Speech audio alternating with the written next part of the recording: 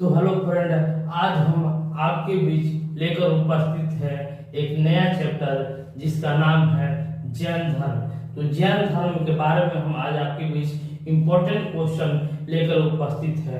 तो आपको हम इससे पहले बौद्ध धर्म हुमायूं और बाबर का कुछ इम्पोर्टेंट क्वेश्चन और ट्रिक आपके बीच दे दिया है। तो अगर वो आप लोग नहीं देखे होंगे तो आप हमारे डिस्क्रिप्शन बॉक्स में जाकर वहां पर देख सकते हैं। तो चलिए, आज का जो हमारा शीर्षक है जैन धर्म।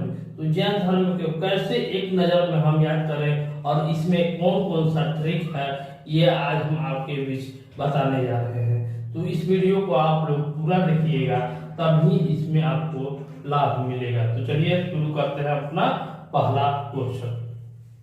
तो पहला क्वेश्चन हमारे पास है कि जैन धर्म के संस्थापक और प्रथम तीर्थंकर कौन थे। तो इसमें दो क्वेश्चन है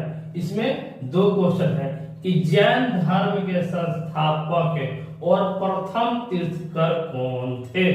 तो इसको मतलब होता है कि जैन धर्म का संस्थापक और तीर्थंकर ने जैन धर्म को कौन आगे बढ़ाया। उसमें हमारा एक और क्वेश्चन बनता है कि जैन धर्म में कितने तीर्थंकर हुए।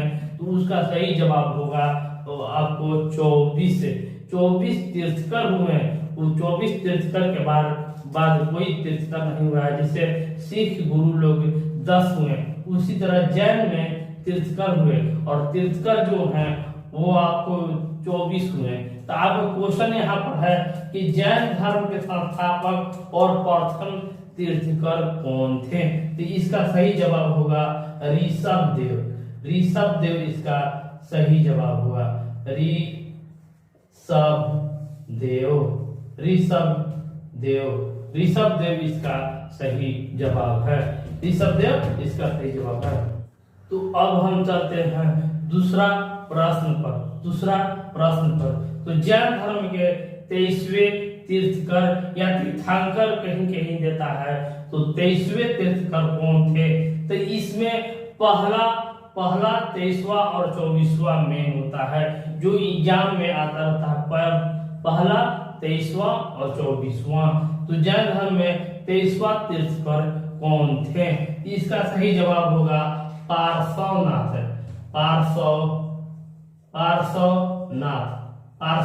इसका सही जवाब होगा। कि जैन धर्म में 23वें तीर्थंकर कौन थे। तो इसका सही जवाब होगा पार्श्वनाथ। तो आगे हम बढ़ेंगे। अगला क्वेश्चन है कि जैन धर्म के 24वें तीर्थंकर कौन थे। जैन धर्म के 24वें तीर्थंकर कौन थे। तो इसका सही जवाब होगा, आपको यहाँ पर देखिएगा, ये जैन धर्म के 24वें तीर्थंकर कौन थे। इसका सही जवाब होगा महावीर जो थे वो जैन धर्म के 24वें तीर्थंकर हुए। और इसका ये भी क्वेश्चन बनेगा कि जैन धर्म के 24वें तथा आखिरी तीर्थंकर कौन थे। तो ये भी महावीर ही होगा। आखिरी तीर्थंकर कहे तो महावीर होगा। आगे हम बढ़ेंगे। अगला क्वेश्चन आप लोग के बीच है कि पार्श्वनाथ किसके पुत्र थे। ये भी हमेशा एग्जाम में आते रहता है। तो इसका सही जवाब होगा अश्वसेन जो थे उनका पुत्र थे कौन। तो पार्श्वनाथ, अश्वसेन का पुत्र थे पार्श्वनाथ। तो आगे हम लोग बढ़ेंगे अपने अगले क्वेश्चन पर कि महावीर का जन्म कब और कहाँ हुआ। ये भी इम्पोर्टेंट प्रश्न है। आप लोग को ये भी देख के चलना है कि बहुत ही इम्पोर्टेंट क्वेश्चन है कि महावीर का जन्म कब और कहाँ हुआ। इसमें भी दो प्रश्न है, कब और कहाँ हुआ। तो इसका जवाब होगा कि 540 ईसा पूर्व में। 540 ईसा पूर्व मतलब कि जो गौतम बुद्ध से मात्र 23 साल ये छोटा हुए। गौतम बुद्ध का जन्म हुआ 563 ईसा पूर्व में और महावीर का जन्म हुआ 540 ईसा पूर्व में। तो यहाँ पर आप लोग को याद करने के लिए सहूलियत होगा कि अगर आपको गौतम बुद्ध की याद रहेगा तो आपको महावीर कब याद होगा। होगा। चाहे महावीर को याद कर लीजिए तो गौतम बुद्ध की अपने आप याद हो जाएगा। मतलब कि 23 साल गौतम बुद्ध से छोटा है, या यूं कहिएगा कि महावीर से 23 साल बड़ा है गौतम बुद्ध। तो चलिए आगे हम लोग देखेंगे। और कह रहा है कि कहाँ हुआ, कहाँ हुआ, तो ये हुआ था कुंडग्राम में। कुंडग्राम, कुंडग्राम है, कुंडग्राम कहाँ है जी, तो वैशाली, वैशाली में आपको महावीर का जन्म हुआ था। आप लोग यहाँ पर फिर से देख लीजिएगा कि गौतम बुद्ध का जन्म जो हुआ था लुम्बिनी में हुआ था, और जो महावीर का जन्म हुआ था कुंडग्राम में हुआ था। ये आपको याद रखना है, इसी में आप लोग घबरा जाते हैं, तो देखिएगा, इसको ध्यान रखिएगा कि। और यह वैशाली जो है, वैशाली याद करने के लिए आप लोग याद कीजिएगा कि गौतम बुद्ध जो प्रथम शिक्षा अलार का नाम से लिए थे वो वैशाली जाकर ही लिए थे, वैशाली जाकर लिए थे। तो आप लोग ऐसे भी याद रखिएगा कि जो महावीर का जन्म हुआ था, जहाँ गौतम बुद्ध ने पहला शिक्षा लिया वो वैशाली में लिया, वहीं पर कुंडग्राम में महावीर का जन्म हुआ। तो इसी तरह हम आगे बढ़ेंगे अपने अगले क्वेश्चन पर, छठा क्वेश्चन पर। तो महावीर का बचपन का नाम क्या था, महावीर का बचपन का नाम क्या था, तो इसका सही जवाब होगा वर्धमान। तो अब वर्धमान को याद रखने के लिए ये आप लोग याद कीजिएगा कि पश्चिम बंगाल में वर्धमान एक जगह है, वर्धमान स्टेशन है और जगह है, तो उसके नाम पर यही महावीर के बचपन के ही नाम पर वहां का नाम वर्धमान पड़ा। तो इस तरीका से आप लोग याद रख सकते हैं। आगे हम लोग देखेंगे कि महावीर के पत्नी का नाम क्या था, महावीर के पत्नी का नाम क्या था। तो यहाँ पर हम लोग देखेंगे यशोदा था, यशोदा, जैसे कृष्णा जी के मैया थे यशोदा, उसी तरह महावीर की भी माता का नाम यशोदा था। तो आप लोग ये भी याद रखिएगा कि गौतम बुद्ध के माता का नाम क्या था, तो माया देवी, और पत्नी के नाम था यशोधरा। इनके पत्नी का नाम था यशोदा और उनकी पत्नी का नाम था यशोधरा। ये आपको ध्यान रखना है। चलिए आगे देखेंगे कि महावीर की पुत्री का क्या नाम था, महावीर की पुत्री का क्या नाम था। ये भी इंपॉर्टेंट प्रश्न है, हमेशा आते रहता है।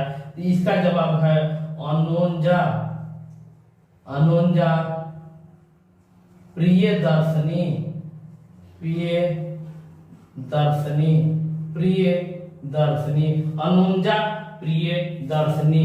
महावीर के पुत्री का नाम क्या था, तो अनोंजा प्रियदर्शनी। तो आगे हम लोग देखेंगे 9वां क्वेश्चन पर। तो 9वां क्वेश्चन है कि महावीर कब संन्यास जीवन स्वीकारा, महावीर कितने वर्ष की अवस्था में संन्यास जीवन स्वीकारा। तो इसको आप लोग के बीच हम याद करवा देते हैं कि इसको कैसे आप लोग याद रखिएगा। इसका सही जवाब होगा 30 वर्ष, 30 वर्ष। तो ये हम याद रखेंगे कि गौतम बुद्ध का जो संन्यास जीवन स्वीकारा था वो है 29 वर्ष की अवस्था में, और जो महावीर जो संन्यास धर्म के अपना थे वो 30 वर्ष की अवस्था में। तो ये आपको याद रखना है कि 29 और 30, जो पहले आया था 1 साल पहले संन्यास जीवन ले लिया, और जो बाद में आया था वो 1 वर्ष बाद याद करने के लिए आपको हम कुछ बता दिए कि कैसे इसको आप लोग याद रख सकते हैं। अगर ये वीडियो आप लोग देख लेते हैं तो आप जैन धर्म का सभी क्वेश्चन को एकदम दिल में, अब दिमाग में आप लोग का बैठ जाएगा। चलिए आगे हम बढ़ते हैं अपने अगले क्वेश्चन पर कि महावीर किस नदी के तट पर तपस्या की, महावीर ने किस नदी के तट पर तपस्या की। तो हम लोग जानते हैं कि गौतम बुद्ध और महावीर दोनों को हम आपको कंपेयर कर रहे हैं कि दोनों आप लोग को बीच याद हो जाए। तो देखिए यहाँ पर कैसे हम लोग याद रखेंगे कि महावीर किस नदी के तट पर, तो यहाँ पर रिजु पालिका, रिजु पालिका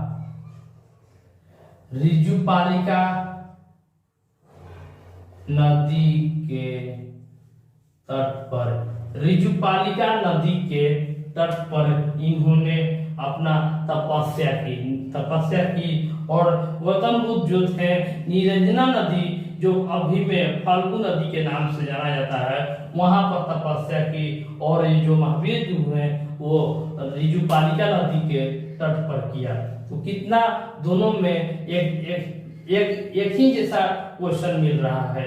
तो आगे इसी तरह बढ़ेंगे कि महावीर अपना उपदेश किस भाषा में दिया। महावीर अपना उपदेश जो है किस भाषा में दिया था, तो इसका जवाब होगा प्राकृत। प्राकृत, अगर प्राकृत नहीं रहेगा तो आप लोग मारना है अर्धमागधी। अर्धमागधी, अर्धमागधी इसका सही जवाब होगा। महावीर जो है अपना जो उपदेश दिए थे वो अर्धमागधी या प्राकृत भाषा में दिए थे। वहीं पर जो गौतम बुद्ध हुए वो पाली भाषा में अपना उपदेश दिया था।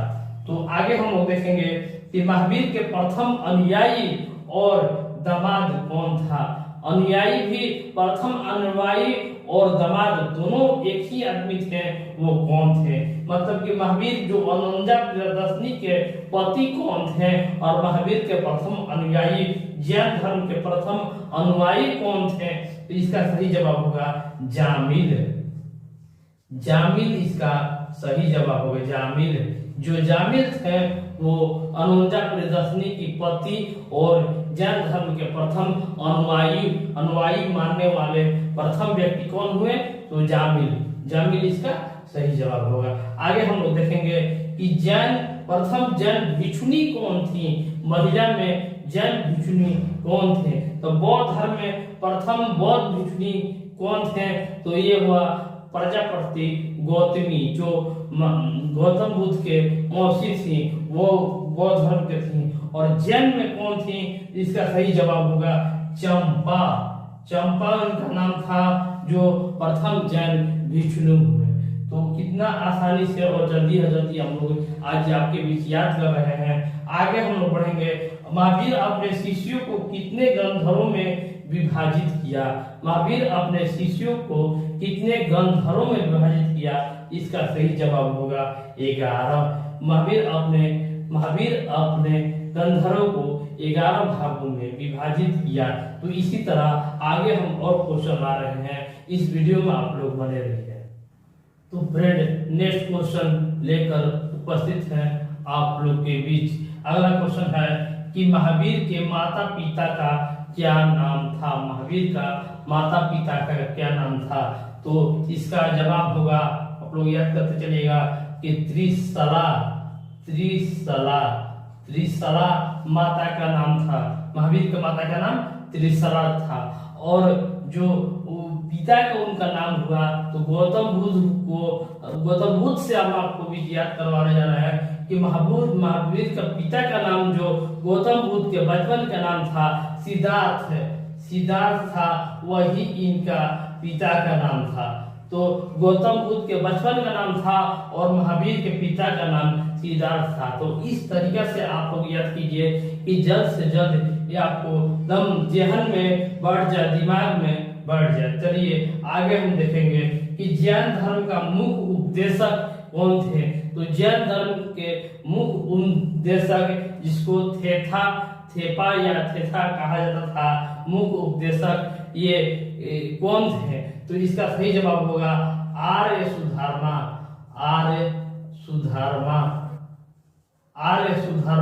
तो आर्य सुधर्मा के बारे में कहा गया है कि वह जैन धर्म को बहुत ही आगे तक ले जाने का काम किया था। मुख्य उपदेशक कौन थे, तो आर्य सुधर्मा। तो आगे हम लोग देखेंगे कि जैन धर्म कितने संप्रदाय में विभाजित हुआ। जैन संप्रदाय कितने संप्रदायों में विभाजित हुआ। महावीर की मृत्यु के बाद जैन धर्म जो है 2 संप्रदाय में विभाजित हो गया था। एक का नाम था श्वेतांबर और एक का नाम था दिगंबर। तो श्वेतांबर दिगंबर के बारे में आप लोग जानते ही हैं। तो आगे हम लोग देखेंगे। अगला क्वेश्चन है कि जैन धर्म के त्रिरत्न कौन कौन थे। तो इसको हम आज आपके बीच याद करवा देते हैं। ये देखिए, त्रिरत्न थे समवयक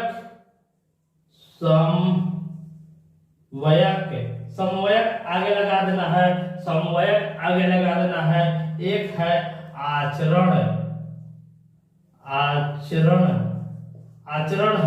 दूसरा है ज्ञान, आचरण, आचरण, ज्ञान और दर्शन, आचरण, ज्ञान और दर्शन, तो सम्यक आचरण, सम्यक ज्ञान और सम्यक दर्शन।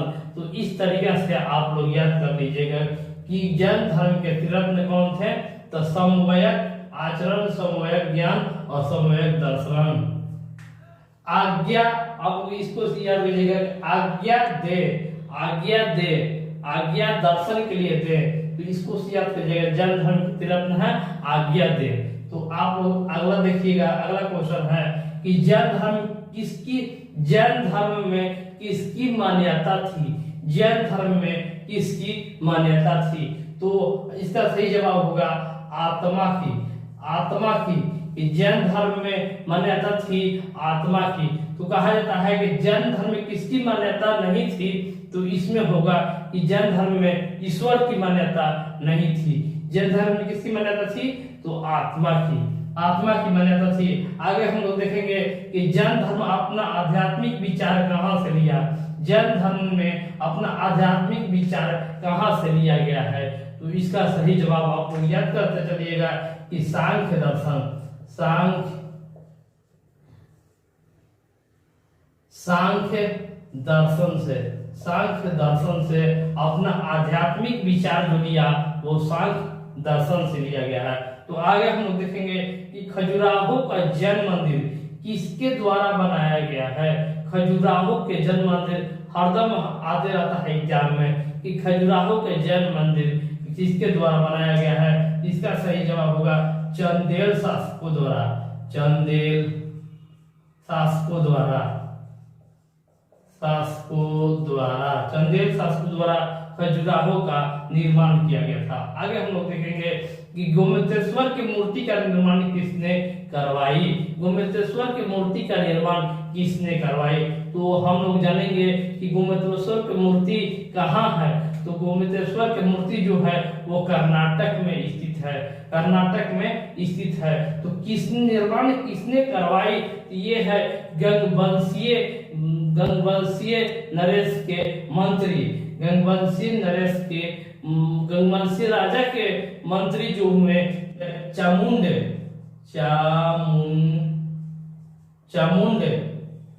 चामुंडे जो थे, गोमतेश्वर मूर्ति का निर्माण चामुंडे ने करवाया था और ये कर्नाटक के श्री श्रवणबेलगोला में करवाया था, श्री श्रवणबेलगोला में करवाया था। ये आप लोगों को याद रखना है कि चामुंड जो करवाए थे वो श्रवणबेलगोला में करवाए थे। आगे हम लोग देखेंगे कि मौर्य युग में जैन धर्म का मुख्य केंद्र कहाँ था, मौर्योत्तर युग में जैन धर्म का मुख्य केंद्र कहाँ था, इसका सही जवाब होगा मथुरा, मथुरा जो है उत्तर प्रदेश में स्थित है जहाँ भगवान श्री कृष्ण का जन्म हुआ था। तो मौर्य युग में जैन धर्म का मुख्य केंद्र कहाँ था, तो मथुरा में था। तो आगे हम लोग देखेंगे कि कल्पसूत्र की रचना किसने की, कल्पसूत्र का ये VVI इंपॉर्टेंट प्रश्न है, कल्पसूत्र की रचना किसने की, इसका सही जवाब होगा भद्रबाहु, भद्रबाहु, भद्रबाहु इसका सही जवाब होगा भद्रबाहु। कल्पसूत्र की रचना किसने की, तो भद्रबाहु। आगे हम लोग देखेंगे कि महावीर की मृत्यु कहाँ और कब हुई, महावीर की मृत्यु कहाँ और कब हुई, तो कहाँ पहले कह रहा है, तो यह है पावापुरी, पावापुरी, पावापुरी जो राजगीर में स्थित है, राजगीर बिहार में स्थित है, राजगीर में है और ये 468 ईसा पूर्व में, 468 ईसा पूर्व में 72 वर्ष की अवस्था में इनकी मृत्यु हुआ था, 72 वर्ष की अवस्था में हुआ था।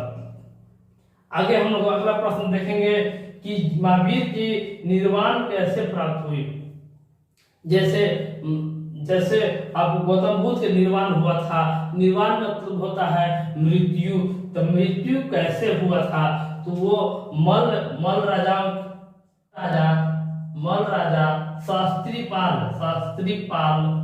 शास्त्रीपाल के